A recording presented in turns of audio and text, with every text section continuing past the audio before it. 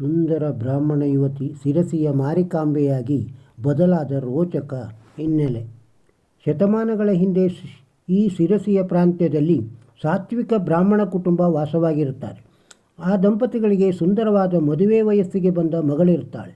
ಅವಳಿಗೊಂದು ಸೂಕ್ತ ವರವನ್ನು ನೋಡಿ ಮದುವೆ ಮಾಡುವ ವಿಚಾರದಲ್ಲಿ ಇರುತ್ತಾರೆ ತಂದೆ ತಾಯಿ. ಆ ಊರಿನ ಪ್ರತಿಯೊಬ್ಬ ಮದುವೆ ವಯಸ್ಸಿಗೆ ಬಂದ ಗಂಡಸರು ಅವಳನ್ನು ವಿವಾಹವಾಗಲು ಬಯಸುತ್ತಿರುತ್ತಾರೆ. ಹೀಗೆ ಸಾಗುತ್ತಿರಬೇಕಾದರೆ ಒಂದು ದಿನ ಒಬ್ಬ ಸುರದ್ರೂಪಿ ಯುವಕನೊಬ್ಬ ಬಂದು ತಾನು ಸಕಲ ವೇದಶಾಸ್ತ್ರಪಾರಂಗತ ಪಂಡಿತನೆಂದು ಪರಿಚಯಿಸಿಕೊಂಡು ಆ ಯುವತಿಯನ್ನು ಕುಟುಂಬದವರನ್ನು ನಂಬಿಸಿ ಮರಳು ಮಾಡಿ ವಿವಾಹ ಮಾಡಿಕೊಳ್ಳುತ್ತಾನೆ. ಮದುವೆ ನಂತರ ಹೀಗೆ ದಿನಗಳು ಸಾಗಿರಬೇಕಾದರೆ ಅವಳಿಗೆ ಕೆಲ ನಿಜಾಂಶ ತಿಳಿಯಲು ಶುರುವಾಗುತ್ತೆ. ಅಸಲಿಗೆ ಮದುವೆ ಮಾಡಿಕೊಂಡ ಆ ವ್ಯಕ್ತಿ ಮಾಂಸಾಹಾರಿಯಾಗಿರುತ್ತಾನೆ. ಒಬ್ಬ ಕೆಟ್ಟ ನಡತೆಯುಳ್ಳ ಮಾಯಾವಿ ಮಾಂತ್ರಿಕನಾಗಿರುತ್ತಾನೆ.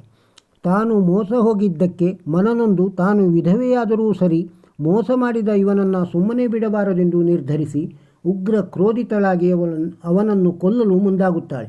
ಮೊದಲೇ ಮಾಯಾವಿ ಮಾಂತ್ರಿಕನಾದ ಅವನು ಅವಳಿಂದ ತಪ್ಪಿಸಿಕೊಳ್ಳಲು ಕೋಳಿಯಲ್ಲಿ ಕುರಿಯಲ್ಲಿ ಪ್ರವೇಶಿಸುತ್ತಾನೆ. ಕೋಪದಲ್ಲಿ ಅವನ್ನೆಲ್ಲ ಕೊಂದ ಅವಳು ಕೊನೆಗೆ ಅವನು ಒಂದು ಕೋಣದಲ್ಲಿ ಪ್ರವೇಶಿಸುತ್ತಾನೆ.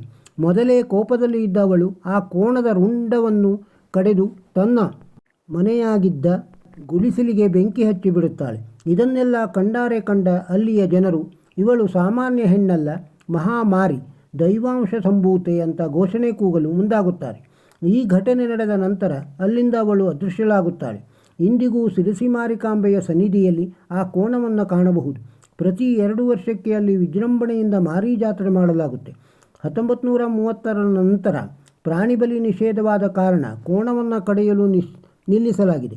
ಮಾರಿ ಜಾತ್ರೆಯ ಸಂದರ್ಭದಲ್ಲಿ ಕೋಣದ ಮೈಯಿಂದ ಒಂದಿಷ್ಟು ರಕ್ತವನ್ನು ಎಳೆದುಕೊಂಡು ದೇವಿಗೆ ರಕ್ತತರ್ಪಣ ನೀಡಲಾಗುತ್ತೆ. ದೇವಿಯ ಗರ್ಭಗುಡಿಯ ವಿಗ್ರಹವೇ ಕಟ್ಟಿಗೆಯದ್ದು. ರಥೋತ್ಸವದಲ್ಲಿ ಪಾಲ್ಗೊಳ್ಳುವುದು ಇಲ್ಲಿನ ವಿಶೇಷ. ಭಾರತದ 51 ಶಕ್ತಿಪೀಠಗಳಲ್ಲಿ ಶಿರಸಿಯ ಮಾರಿಕಾಂಬೆ ದೇವಿಯು ಒಬ್ಬಳು ಅಂತ ಹೇಳಲಾಗುತ್ತೆ. ಇನ್ನು ಮೈಸೂರಿನ ಚಾಮುಂಡಿಗೆ ಹಾಗೂ ಕೊಲ್ಲೂರಿನ ಮೂಕಾಂಬಿಕೆಗೆ ಇವಳು ಹಿರಿ ಅಕ್ಕ ಅಂತ ಸಹ ಹೇಳಲಾಗುತ್ತೆ. ಇನ್ನು ದ್ವಾಪರದ ಹಿನ್ನೆಲೆ ಕೂಡ ಈ ದೇವಿಗೆ ಇದೆ ಎಂದು ಪುರಾಣದಲ್ಲಿ ಉಲ್ಲೇಖಿಸಲಾಗಿದೆ.